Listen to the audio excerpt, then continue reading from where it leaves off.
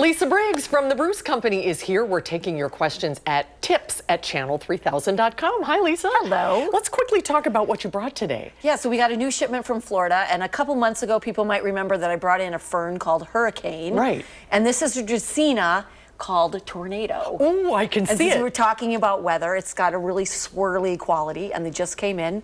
Never have had them before. So. All right, I have to buy one of those for Alex. Yeah, they're super cool. All right, let's get to the questions, and we'll start with Patty.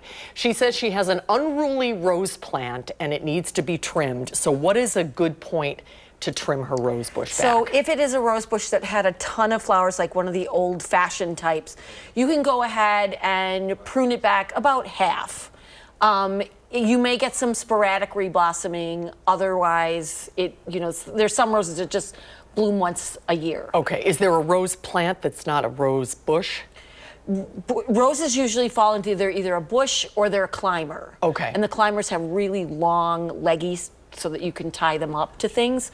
But most rose bushes that get into the range of maybe 1 to 2 feet high up to 4 to 6. Okay.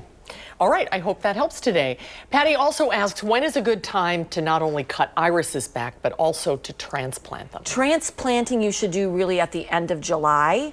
And when you dig them up, you can cut those fans back to about 6 inches. And then look at your rhizomes for any soft or mushy. That means you've got some borers in there. Cut that stuff off and then let those cut surfaces dry a little bit, few days, and then replant them. Just remember that iris need to be really at the surface of the soil. So you want to be able to see the top of those rhizomes, even with mulching. Otherwise, the fans will come up, but you won't get flowers. Okay, I love irises. I do too. Judah asks, how often should we use bloom boosters on petunias? At this time of year, if you've got petunias and they were fertilized in the greenhouse, you really need to, if you're using something water soluble, you want to do that probably every couple of weeks now. Most of the fertilizer that they came in with has depleted.